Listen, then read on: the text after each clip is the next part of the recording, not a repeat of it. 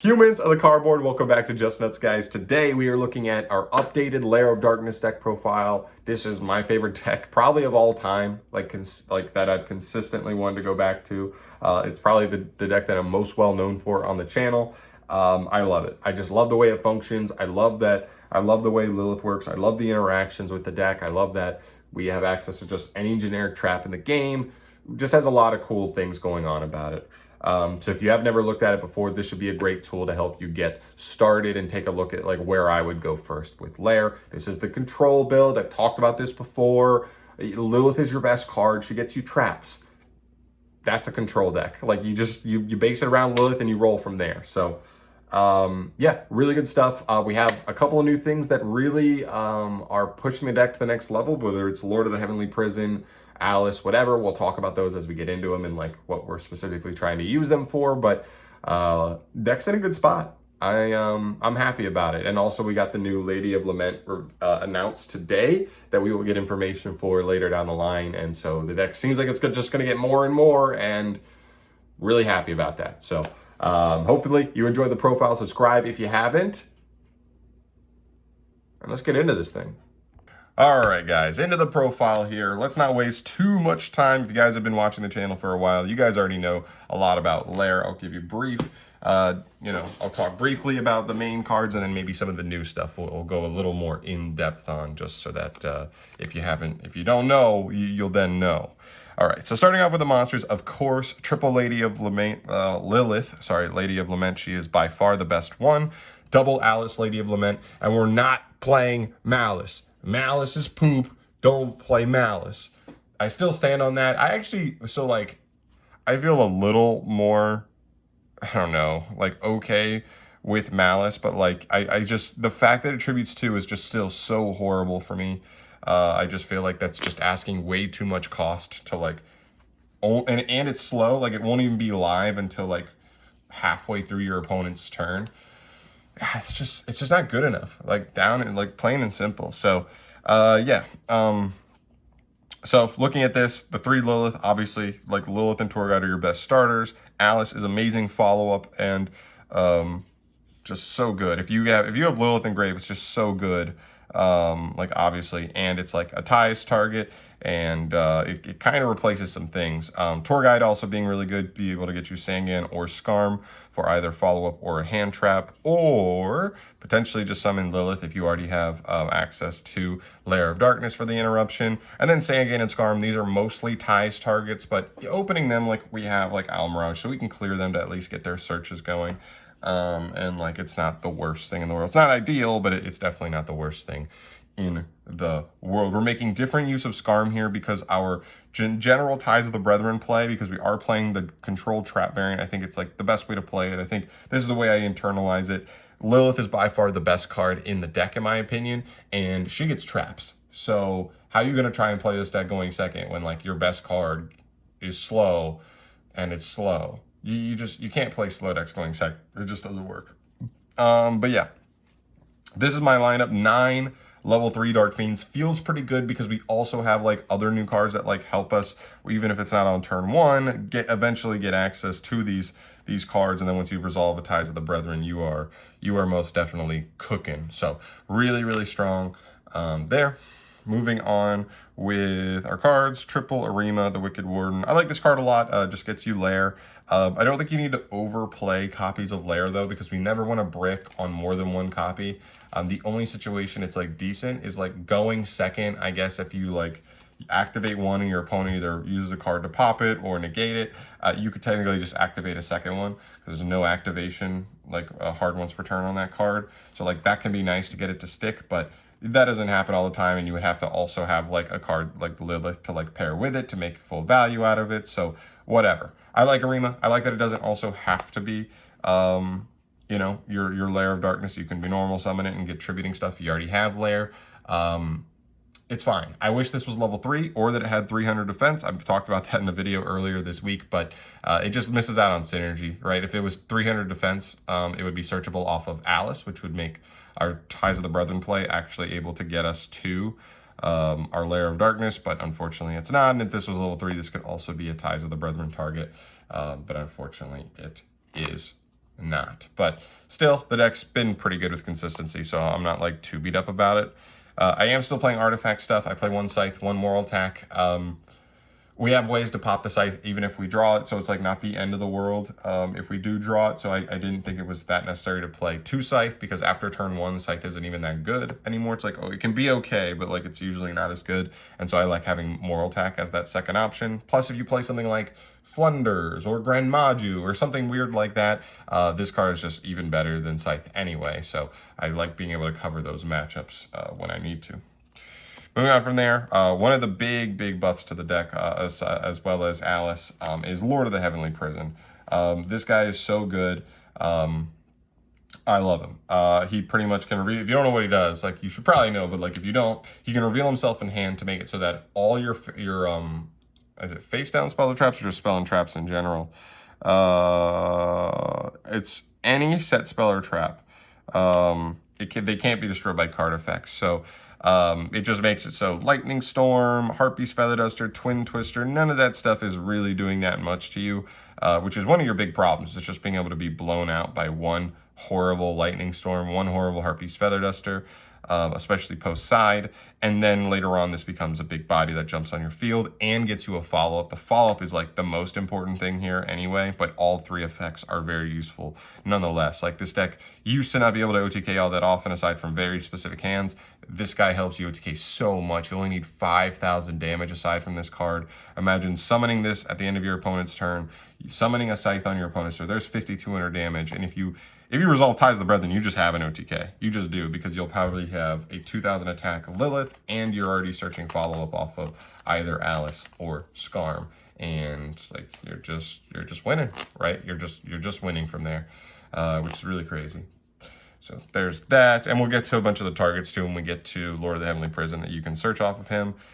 For hand traps, really weird lineup here. I know this looks really strange to a lot of people. If you're not used to this deck, the whole idea is when you go through your Ties of the Brethren play, you're summoning Sangan on your first turn, then tributing him with Lilith to get a trap and a hand trap.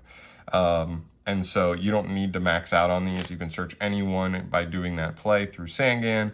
I like having Crow because DPE's in the format, and then Ash and Valor, they're just generically like good hand traps. So that feels fine there, but you don't want to overcommit to too many hand traps. I would definitely look at siding like a copy of, at least one copy of Token Collector, because we can search it that way.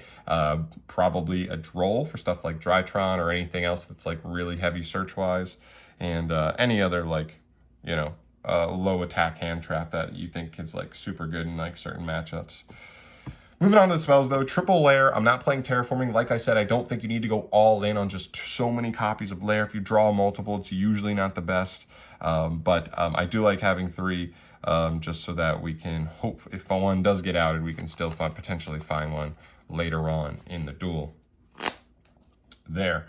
Triple copies of Pot of Prosperity. Only pot I'm playing. I think it's by far and away the best one for this list because we're playing the Ties of the Brethren stuff. If you have a level 3 Dark Fiend but not Ties, you can dig for Ties, or vice versa. If you have Ties, you've got 9 names that you can find to just make Ties live, and it's insane. If this doesn't get ashed, it usually means they don't have ash, so Ties is resolving. It's also really good to see just like help you get to like some of your best traps. It just helps you cover your ass, whatever you need, you know. And plus we're playing like the we were always playing the artifacts even way back when. So when we were playing like Extravagance, you would just draw artifacts, and like it just feels so bad to draw an artifact off of Extrav, where this deck has the targeted search, which is just so much better. Triple Ties of the Brethren, also really good. This is your main play. This is the biggest play you can do. This card is just even better, even more consistent now, because even if we're not resolving it turn 1, this can be one of our set targets off of Lord on the end of the opponent's turn, and as long as we just had access to putting any level 3 Dark Fiend on the field or already had one, Ties of the Brethren is going to let us run away with advantage, because this card is almost always a +2, but when you really look at like over the course of a duel, it can end up being like, you know, up to a +5. It's like insane. The value off of this card is like crazy. Your opponent has to ash it if they can. And it's not once per turn, so if they ash 1, you can actually just activate the second one. It's really crazy. Then Super Poly. 1 copy of this. This is like really weird. People always like be like, what? A 1 copy of Super Poly in LAIR? Well, okay, so we're playing a going first variant, so this card's not the best card to draw. And unless we're in something like Toss format, where like Super Poly is literally good versus like every deck that's like good in the metagame aside from Striker, like then I think like you're just kind of cracked, and you play it. But this format, it's like, it can obviously come up like very easily, but it's not always going to come up. So I like it at 1 so that we just have a ton of access to this, whether it's Verte, whether it's Dogmatic Punishment eventually getting us to this, or I guess those are the 2 main targets, yeah? Lord of the Heavenly Prison. In very specific situations, depending on the current board state, at the end of your opponent's turn, maybe your opponent just has a bunch of big bodies on the field. Sometimes you just go like, I'm just going to set Super Poly, and I'm just going to Super Poly you on my turn, and summon a Triffia Veritum while clearing 3 monsters off your field, and then I'm just going to kill you. Like sometimes it's really good. All right, so that's it for all the spells. As you can see, all of the spells are actually like really good. For Lord targets, whether if you have access to a level 3 Dark Fiend, boom, getting ties is just like lets you run away with advantage. If you have access to Lilith and stuff, maybe it's just best to get LAIR. Like that interaction can just be so good. Pot of Prosperity obviously being a good option to be able to dig for stuff, and then Super Poly for clearing boards. Like so many good options there. And the one other thing I want to say about ties is your normal play for ties is to end up with Lilith. Now it's Alice and Sangan. The whole reason for that is I actually like having Skarm in deck because we have other things we can do with it now. We'll get to that with the traps, but yeah, so the idea is you'll summon these 3. Lilith is going to tribute the Sangan to search a trap and then get a hand trap off Sangan. And then for the opponent's turn, if we don't have access to LAIR, then we can just tribute Alice. This will keep Lilith on the field, and we'll get another trap, plus Alice will search another copy of Lilith. And then you're just so good. Like you're just already in such a good position at that point. And I love this because you don't have to go through Skarm doing it this way, using these 3 off the initial ties. And so we can actually use Fiend Griefing for it. A little spoiler, we'll get there in a sec. So getting into the traps, our 3 ofs here are, of course, Triple Sanctum, Triple Punishment, and Triple Imperm. So the idea here is I do want at least one normal trap that's like gettable off Lilith and Trap Trick. So we see it pretty consistently. That is just like a blowout, huge impact trap card going first. So that way, even if our board isn't that crazy, as long as we had the Lilith or the Trap Trick or could Prosperity into a card that gets us that, we at least have a 1 card that can like potentially just cause a pass turn. And that's what I wanted here. We can scythe our opponent. That can at least buy us another turn if our hand is like kind of clunky, and then we can eventually get there with that. And I also love this because it gives you a body as well for a deck that's not that offensive. Getting another body to be able to like apply more damage is just like really, really big. So I like that a lot. Punishment, just the best removal trap in the game in my opinion. It pops 1, and then depending on what you send, could get you Super Poly, could get you a second pop. This is a card that you can send into this and then pop your own Scythe. Your opponent's never expecting that. That's actually can be like super clutch. And then Impermanence. It's just Impermanence. It's a normal trap that like has synergy with all of your normal trap stuff while also being a card that's like a disruption going second. So like we'll take it. It's like kind of meet in the middle there. I wouldn't even blame somebody if they wanted to swap that though for like an actual power trap there. So this is the only card I'm missing. It is 2 copies of Fiend Griefing, 2 back to the front, and 2 Trap Trick finishing out our trap lineup. The one thing I want to say about Fiend Griefing is I looked for an hour in my stuff. I have no idea where they are. I ordered 3 more online. They are coming. Whatever. Like we'll get them. Sorry about the missed cards, but yeah. So Fiend Griefing's really good. It's Graveyard Disruption. I was going back and forth mainly between this and Ice Dragon's Prison as a 2 of, just because Ice Dragon Prison is like that powerful. But this card at least is still Graveyard Disruption. Obviously not as powerful as IDP, but it's a trap. It's a searchable trap that like lets us handle DPE in your opponent's grave, which is like that's doable, right? Like that helps. And then also you can send Skarm, and this card is really the main reason why I like that our new normal play doesn't go through Skarm, so that way we can save Skarm and send Skarm off of this, and then be able to get access to another level 3 light fairy or dark fairy on the opponent's turn. It just means like what would happen before is you would draw hands that just like didn't go through ties, or like you opened a weird card, like maybe you just open Tour Guide and it gets ashed, right? And no ties. Or maybe you just open Sangan or Scarm and they get ashed, so you don't even get access to like another engine card. Or you open Alice and they remove it in a way that doesn't let you search, right? Whatever it is. And then like all you're left with is your traps. But if you have access to Trap Trick or whatever, like you still have an opportunity to get back into your engine with this.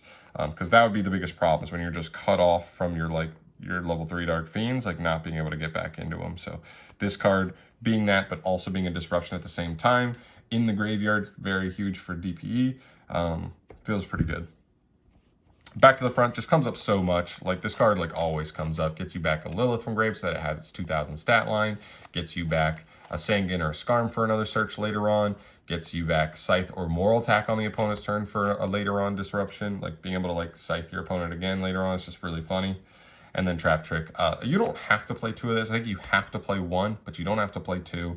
I just like 2. When you end up in grind games, having the second one to like guarantee you get like the 2 times you fire for griefing or back to the front, you are guaranteed to hit them. Or if you got like ashed on your first Sanctum and you need to try to Sanctum them again, you're like guaranteeing yourself like hitting Sanctum if there's only 2 left in the deck. So really huge. Yeah, that's it for the main. 45 in the main. I feel really good about where the main deck is right now.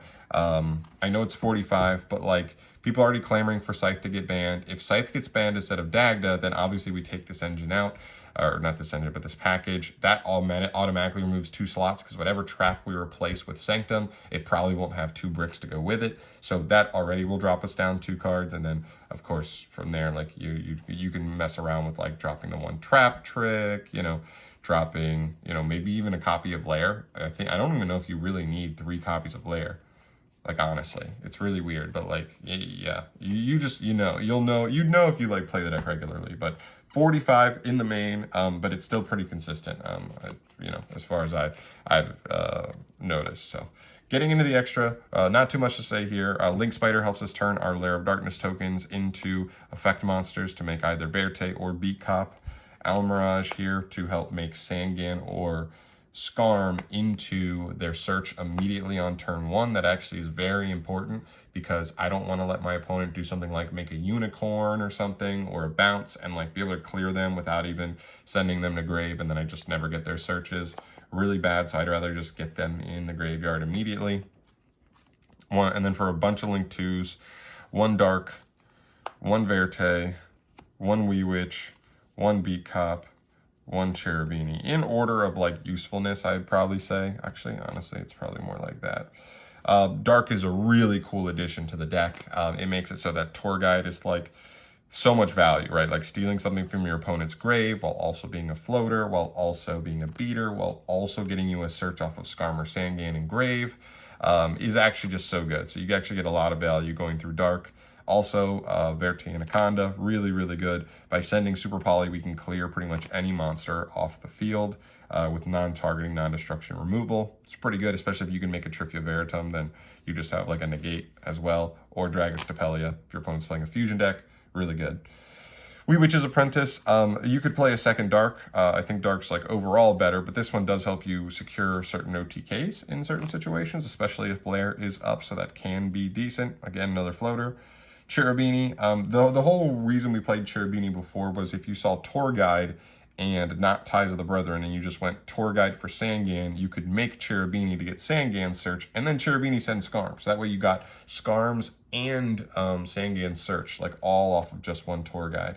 So you just got pretty good value. And then B-Cop, this is another like removal card. If you have LAIR up, you contribute an opponent's monster with this, and then be able to like protect one of the cards you have. Which is decent. You know, it's just gotten less and less good. We've got removal like Verte now. We've got Dark being able to just be like more value and all that stuff. So it's like the least useful. Definitely cuttable for sure. I think these 2 are absolutely mandatory. I don't think the other 3 are mandatory at all. So like feel free to mix your extra deck around if you'd rather play something else. I do play one access code. The reason I have access code here in particular is Dark, right? If we make Dark the Dark Charmer and we can revive a Link 2 from our opponent's grave, or a Link 3, if they have like a unicorn in there, you could just reborn their unicorn, go straight into a 3 material Appaloosa, or access code, I mean, and just go to town. So it feels like a really big impact for like really easy to make, especially if Dark can get you a Link 2 from your opponent's grave. It's pretty good. And then a couple of fusion targets, starting Venom, Dragostapelia, Trifia Veritum, and of course, Mudragon of the Swamp. Feel free to mix these around, depending on the meta. If there's like a specific deck that has like a super poly target that like is just way better than these, feel free to swap like either the Mudragon or maybe the Dragostapelia for it. Although I really like Dragostapelia because he himself is an eruption. If I can make either of these, I'm almost always making him because then he's a walking impermanence every turn.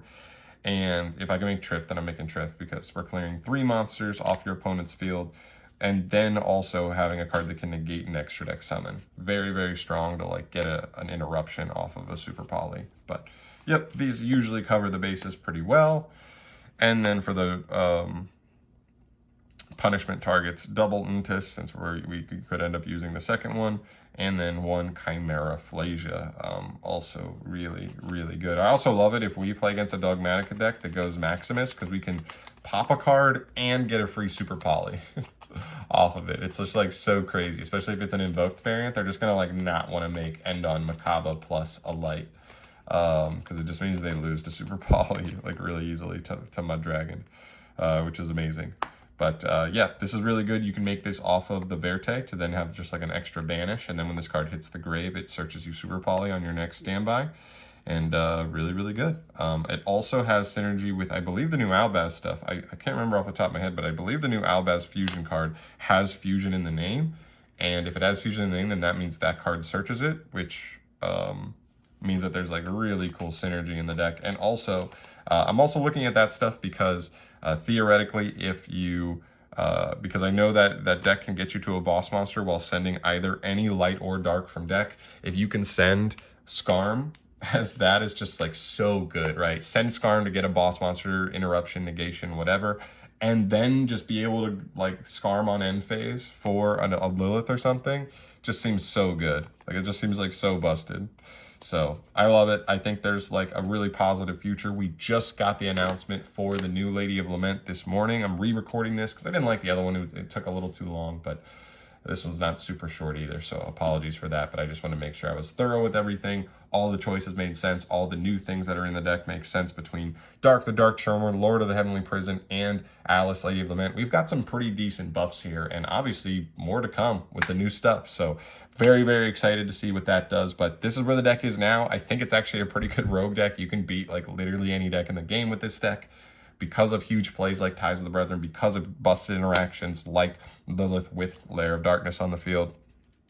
Just insanely strong. So let me know your thoughts down below. Of course, I'd rather be building this as a community, so let me know any suggestions you have below. I'm just one guy building this, and this is my favorite deck of all time, but not a lot of people on YouTube or whatever like really do a ton of stuff with this deck. So I'd love to hear your guys' thoughts. If there's anything else I should be trying out for consistency's sake, a way to cut down to 40, a way to include another powerful engine that just seems worth it, let me know in the comment section. I would love to hear your guys' thoughts there, and I am getting the hell out of here. Thank you so much for watching as always. I'll catch you in the next one. Peace.